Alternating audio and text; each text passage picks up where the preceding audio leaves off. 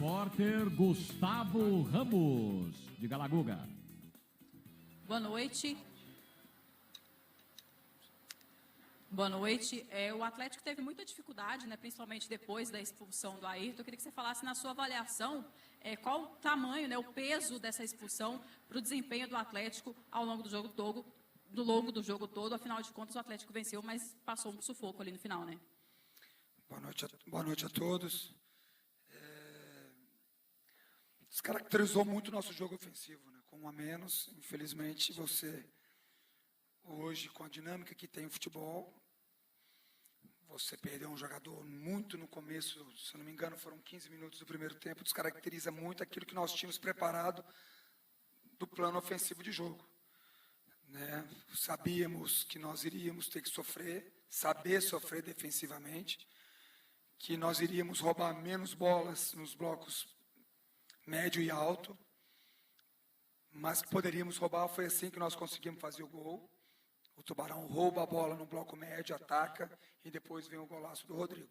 Então, assim, o que nós passamos no intervalo foi que nós teríamos que saber sofrer muito no bloco baixo, na fase defensiva, com o sacrifício de todos, e para nós mantermos esses 3 pontos. Então, todos os parabéns pela entrega. Boa noite, professor. Pedro Paulo Lemes, Rádio Universitária. Seguindo nessa linha da expulsão, eu queria que você comentasse o lance e queria que você comentasse um lance que aconteceu no segundo tempo, que, se eu não me engano, foi o Moisés que dá um pisão semelhante no Heron e não foi expulso. Faltou critério, na sua opinião? Eu preciso ver com calma, eu não vi a jogada. Pelo que eu conversei com o pessoal que estava em cima, que estava conseguindo ver na televisão o lance, que não foi para expulsão. Preciso ver com calma, eu cheguei até depois do árbitro, no final da partida, fui perguntar a ele se realmente era para expulsão. Quando acontece a falta, eu até peço aos jogadores para que não fossem falar nada com o árbitro, porque na velocidade do jogo, na velocidade normal, eu achei também que não fosse para expulsão. Valentim, e essa vitória, né, importante, que coloca o time no G4 aí na 3ª posição, mesmo que outras equipes tenham um jogo a menos, e fortalece bastante o grupo pela maneira que foi, né, essa entrega de todos os jogadores, com um jogador a menos.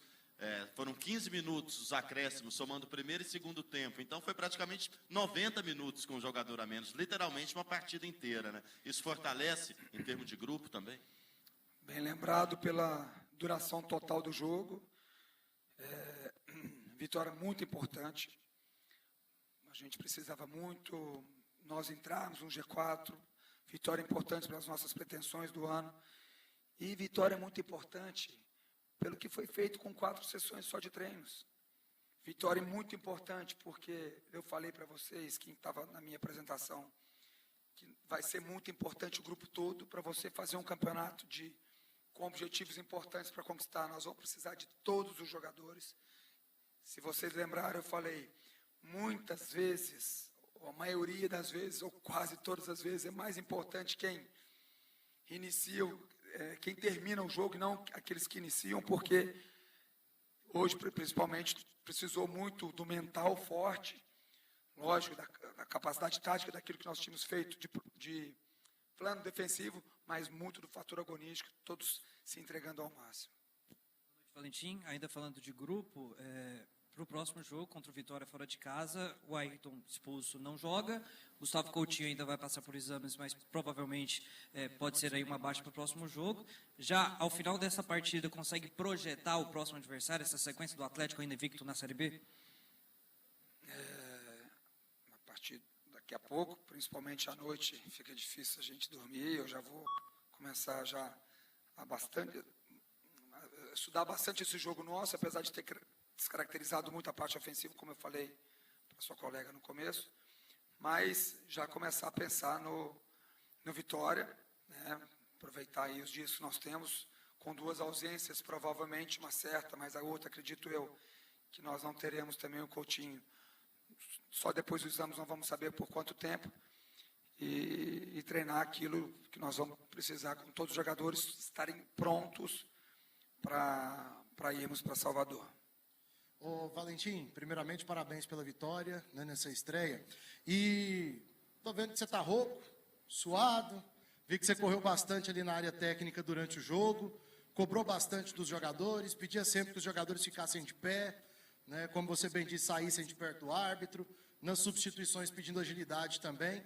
Saber se é uma postura sua como técnico, pedir para que o time sempre se mantenha assim, apesar de estar com um jogador a menos. E queria que você falasse da opção pelo Heron, na lateral esquerda. Você que foi um lateral direito, carreira fora do Brasil, no futebol italiano. O que você passa para um jogador como ele, que entra improvisado num jogo tão complicado como esse? Bom, o meu comportamento fora ali, eu procuro não é só corrigir, mas orientá-los da maneira, do jeito que dá, porque nem sempre o recado chega, mas a gente vai tentando passar de qualquer forma. Em relação ao Heron, um jogador que,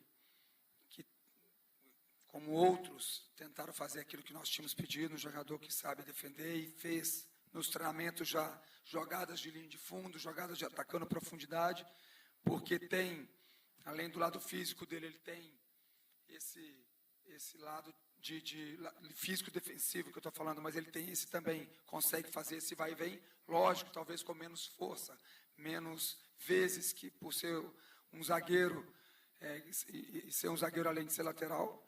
Então, assim, mas aproveitou bem aquilo que nós tínhamos pedido. Hoje, talvez, se nós tivéssemos um 11 contra 11, teríamos feito mais jogadas com ele. Um jogador que eu gostei muito já no intervalo do último jogo, contra a Chapecoense, e optei pela entrada dele. Obrigado, Valentim. Obrigado, gente. Boa noite a todos. Beleza, encerrado aqui o papo.